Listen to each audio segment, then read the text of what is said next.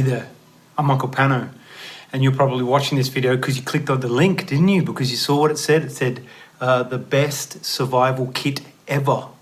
And this is for emergencies and earthquake survival. And I live in Los Angeles, and if you can check out this earthquake simulation that they did on a supercomputer, this is what it looks like if the San Andreas fault ruptures.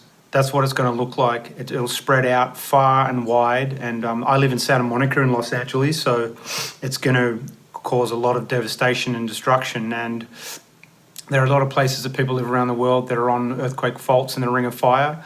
So that means an earthquake could strike at any moment. And I'm not a paranoid kind of guy, but I do think it's good if you live in an earthquake zone to have an earthquake survival kit and an emergency kit. Very, very important. So let's look at what I got. I researched everything very hard and bought a whole bunch of stuff, and all up, I think it probably cost me about $1,000. So it's a little expensive, but the best thing to do is make your own kit with the best quality stuff that you can get by doing your own research, and hopefully this video helps. Okay, so the first thing I got was a military backpack. These are pretty cheap. I'm going to put all of the cost of everything and the description and the link to all the items in the comments.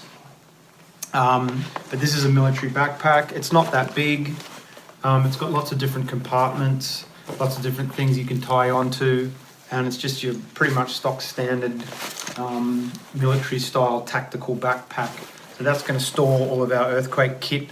Some people call these things a bug out bag as well, which means that you have everything you need to just grab and run to basically live in the forest without having taken anything else for at least 3 days. So we're going to cover everything that you need to either if you're caught in an earthquake inside your house, or you have to go out and run away and get to the mountains or the hills or the park or wherever. So that's the first thing I got, was a bug out bag, was a tactical military backpack. The next thing I got, which is very, very important, is a survival kit. And this is the Wear survival kit off Amazon. This kit is incredible. So I'm going to show you what's inside this kit. Okay, so here's the survival kit. It's quite small. It opens out. It comes with many, many, many things. It comes with a multi-tool.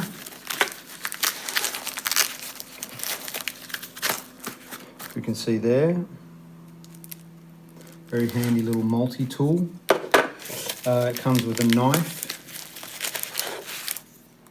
See there, it's got a lot of clips on it. It's got a tool for cutting as well. Comes with a hand saw, some shears for cutting bandages and lots of other things. It's got an emergency blanket in there. It's got a triangular bandages. It has tweezers,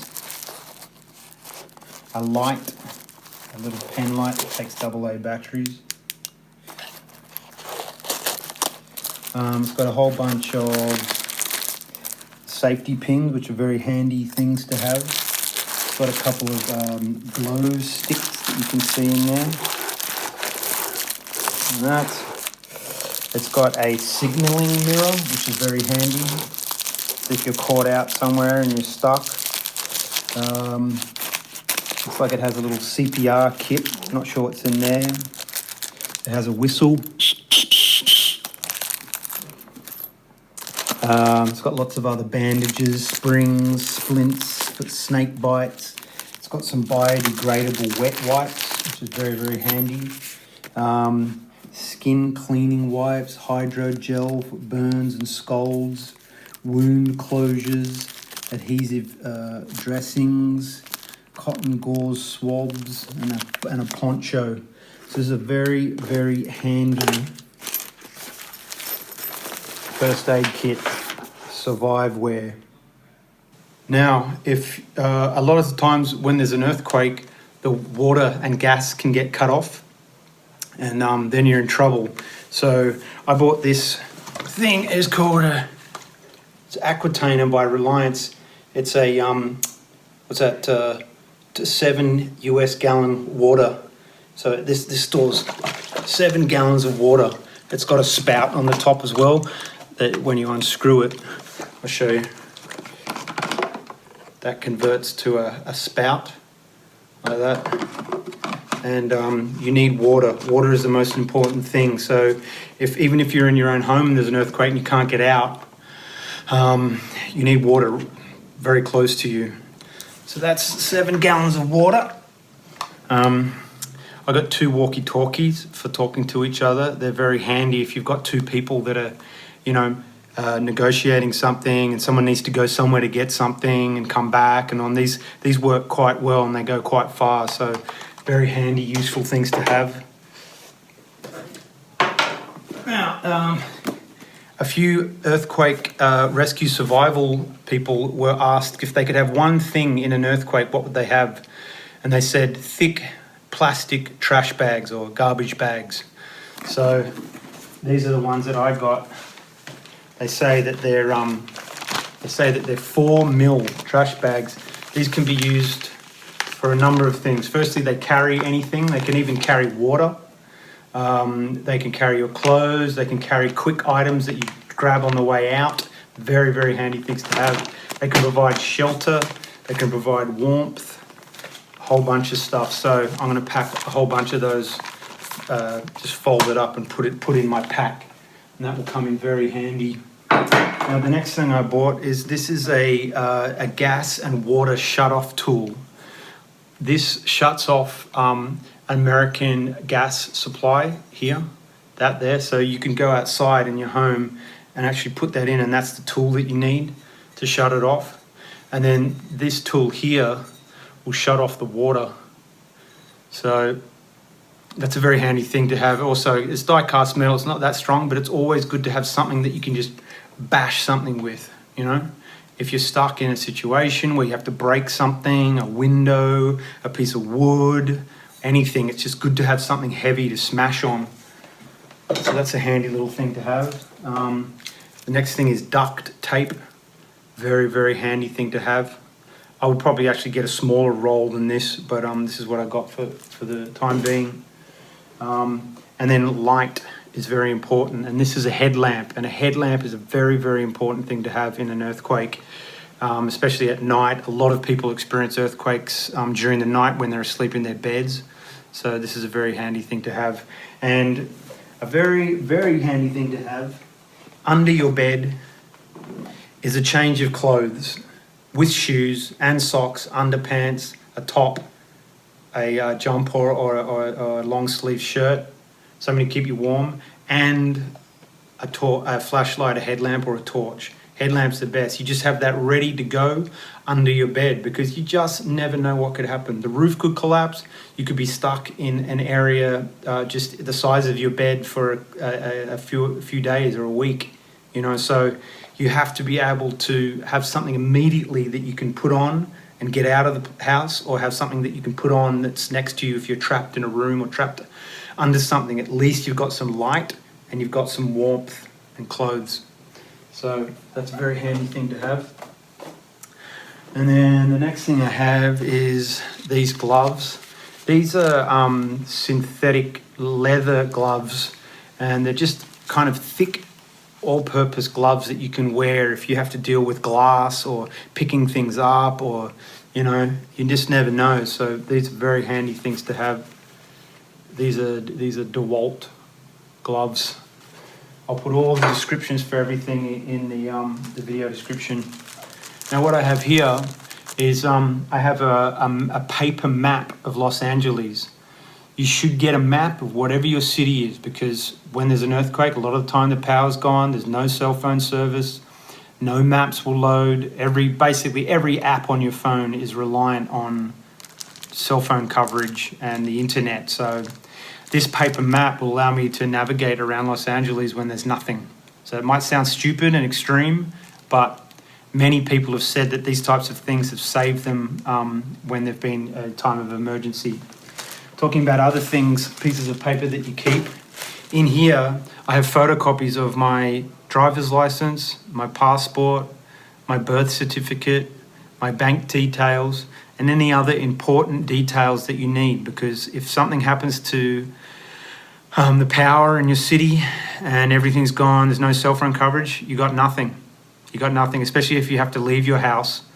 Then, you know, you're not going to have time to grab all the originals and search around everywhere. So make a photocopy of the most important documents that you can think of, fold them up and keep them in a watertight bag. Okay, the next thing I bought is, this is a camping stove. It's a jet boil camping stove. And these are very, very light and they can boil a cup of water very, very quickly. So these are the gas canisters that fits on top to underneath. These are a very handy thing to have because you want to be able to run out of your home or run away in whatever type of emergency with one bag and to be able to survive somewhere else with nothing else. That's the goal. You can at least have that as the goal. Okay, so I have a bag of toiletries here. This has some toothpaste, a toothbrush, and this stuff is incredible. This is called Lucas's Paw ointment. This can be used on burns, stings, chapped lips, sunburn, anything. This is amazing. It's basically fermented paw ointment, and this will save your life, especially your lips in the sun. Which brings me to the next bit, which is you should get some, this is only 30 SPF, but you should get some 50 SPF sun cream. Especially if you're fair skinned like me, you'll be finished if you don't have this. You have to have some of this when you're outside or doing outdoor activities like that if you're forced out of your own home. The next thing I got is a whistle, extremely loud whistle. And if you're trapped under your bed or trapped under something that's fallen and you have dust in your lungs, your throat, you're injured, you're not going to have the strength to yell for 2 weeks or 2 days or even 2 hours. So a whistle will amplify your emergency and will tell rescuers where you are. And these have come in very handy in worldwide disasters. So very essential item, whistle. Now we come to one of the major other pieces of kit. This is a National Oceanographic Research Institute radio. And this isn't just any radio. It has a light on it. It has the radio on it. But what this radio does is it is a National Oceanographic Institute warning radio. So if you're listening to a radio station or you want to hear warnings, the warnings will actually cut in to the radio signal. So this is specifically designed to receive emergency warnings, natural disaster warnings, tsunamis, earthquakes, all of that kind of stuff. Very important thing to have. Has this telescopic aerial there. And the next best thing is that it has many different ways of powering itself. The first way is there's a hand crank. See that there? And then inside is a charging battery. There's a charging battery. So that's a big lithium battery that you can charge your phone from, and you can run the radio from, and you can charge and you can run you can charge your phone and run the radio from it. Then also you can put AA batteries in there. It has a little port on the side here where you can charge your phone, and you can plug headphones in. And then also it has a cable to charge the battery that's internal in there already, and it also has a switch to switch from the lithium battery to the AA batteries. So headphone port, phone charging port, USB, lithium and AA switch, and then the charging port for the batteries that are already in there. And also it charges solar on the top there. This is a very, very handy thing to have if you lose power, if you want to hear warnings, all that kind of stuff. You have to live on the premise that there's a high probability that the power and cell phone systems will go. So that's a very handy thing to have. And then the next thing I've got, which is not, I haven't actually finished putting it together, but a lot of earthquake survival people say that you should have a waterproof box or bag with lots of different ways to light a fire. At the moment, I've just got 2 lighters in there, but it's also good to have a couple of some matches and some flint, some fire starting flintlock. So I'm going to get all of that. That's definitely something that you should have. Lots of different ways to start a fire. I've got some of this stuff. This is also handy. It's just plastic sheeting. I'll probably break this down and just have a little bit in it in my bag, but this is very handy for making temporary shelters. This is it's 3.5 mil plastic sheeting. Very handy to have. And this is a Leatherman tool. This is the real deal. There's another tool in that survival kit, but this is better. There's got all the things that you'd need. Very sharp knives, can openers, saws, screwdrivers, all that kind of stuff. Very handy to have. Then I just have straight up a couple of packets of batteries. You're always going to need batteries. All of those things I showed you then need batteries. But I do have a way of charging. If everything goes eventually, I can charge by that hand crank or the solar, but very handy thing to have.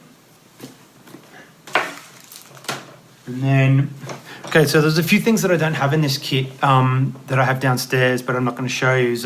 You should definitely have a sleeping bag. Just a warm, compact sleeping bag would be a very good thing to have. I would keep at least $200 or $300 in a wallet, in a bag, cash, because how are you going to make a transaction or buy anything when there's no power? Cash will become king, so you're going to need some cash. The other thing to have is some tea lights are good. I'll put a picture of that right now. These types of tea lights are very handy. One of the major things that I don't have either, which you should have, is some goggles, some sealable goggles that you can get, like workman's sealable goggles. That's definitely something you should have in an earthquake because of dust. And then, of course, we're in COVID times right now, so masks aren't available, but you need a mask, especially in an earthquake because of dust. So yeah, the 3M N95 mask would be the best option there. That totally seals off that area. I'd have 3 or 4 of those. And then it comes to the big question: what about food? Now, I'm still researching the food, but basically you should have enough food to live off for 3 days. And the best option that I can see are Army Ration MREs. What those are is, I'll put a picture here. As you can see, these are self-contained meal ready-to-eat units. And these are things that they deploy to soldiers in the field. And these are very handy because they contain a heating chemical element in it. Obviously I've got a stove, but these packages, these MREs, have these heating elements in them that can heat an entire meal up from scratch. You don't need anything else. No heating, nothing. So everything is contained within the MRE packet. That's very, very handy because, as a lot of these tactical survival guys say, Navy SEALs and guys that are out in the field, they say a hot meal is essential. To be able to have a hot meal, you feel it rejuvenating yourself. Where thinking that you can just survive on like protein bars for a couple of days, that's not going to work. They're good for filler and quick snacks for the kids or whatever. But when you're out there, a hot meal is essential. That's part of living. It's part of getting nutrients, and having that heat going through your gastrointestinal system is very, very handy. So that helps a lot. So I would say per person, you should have 3 MRE packets. They're pretty expensive, but they're worth it because it's got everything that you need for a whole day's food: breakfast, lunch, dinner, all the carbs, all the protein, all that kind of stuff. And then, of course, you can get protein bars, and you can get, tinned food is also very handy. Baked beans would be very handy. There's lots of different stuff. So you have to do your own research pertaining to the type of diet that you have and what you're into. I'm actually vegetarian, so I mean, you can get lots of vegetarian MREs, no problems at all. So that's all I can think of at the moment. Those are the types of things that you need to have a bug out bag to just run out of your house. So, but if something happens, something falls on you in your bed, if you're not able to get out of your building, if there's a large magnitude earthquake, you will have a hard time running out of a building. It's like if you've ever been to the Coney Island or any of those fun parks where you're on those slides that are going back and forth and it makes it hard to walk. That's what it's like. You can't run. You can't even walk because you're being toppled over. You're having to hang on to things. Don't have things over your bed. Don't have a picture over your bed. It's going to fall on you. Look around your apartment, your house right now. Everything that you see that's not locked down is going to fall off the shelf. It's going to fall off the wall like that painting you can see at the back there. So you have to be prepared to do whatever you need to do from your own bed. That's why you have a change of clothes underneath and a flashlight and a phone that's charged and all that kind of stuff. And I guess the only other thing that you want to put in there is it's good to have a battery pack, a big battery pack. Even though that radio I showed you has a battery, I don't think it's quite enough to do a good charge. So I would have one of those Mophie battery packs that can charge USB devices. That's very handy, but you have to assume that the power is going to go. You have to assume that the gas is going to go. So these are all the things that we've become so used to in modern day life, but they will very quickly go when there's a large earthquake. And this bag also, it could save you during a fire, a bushfire, or any type of sort of disaster that you can think. It's just always good to have a bag to run out with. So I'm Uncle Pano, and I hope this was the greatest, best, most incredible earthquake kit you've ever seen. I love you all.